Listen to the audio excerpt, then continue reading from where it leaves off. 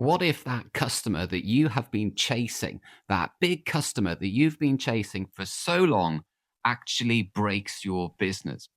Now, as entrepreneurs, we are usually taught to go after those big customers, and we do. It's the easy win.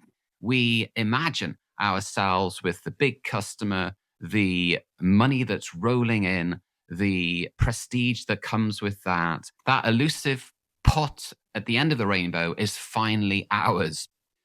But with big customers come certain risks. And the risk that I'm talking about here is the risk of over dependence. So when you take on board a big customer, you have to bend everything to the will of the big customer. So let's say it's production. You have to bend all of your systems, your ways of doing things, your paperwork, your quality control. Everything needs to be focused on that particular customer.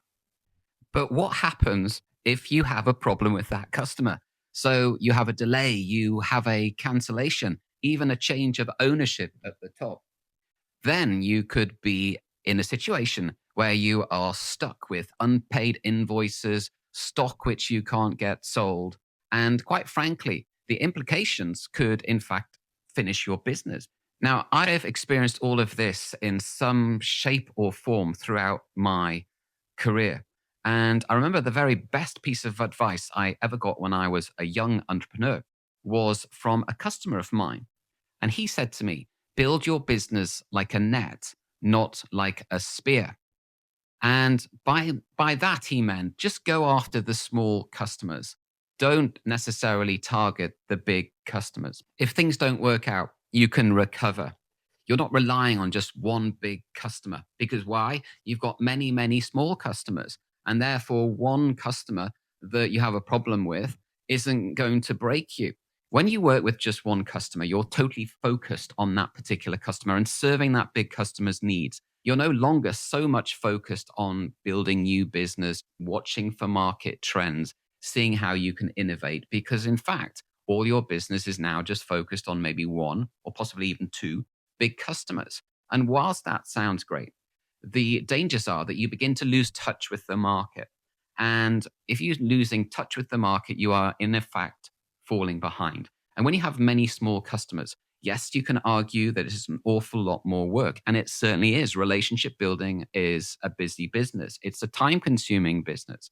But when you are connecting with people, talking with people, discussing possibilities with people, you are very much in tune with the market and you are able to innovate much faster and much better because you're getting direct information from the market. When you start adding up all of the small customers that you have, you will more likely find that they present a much higher value to you than a big customer ever could.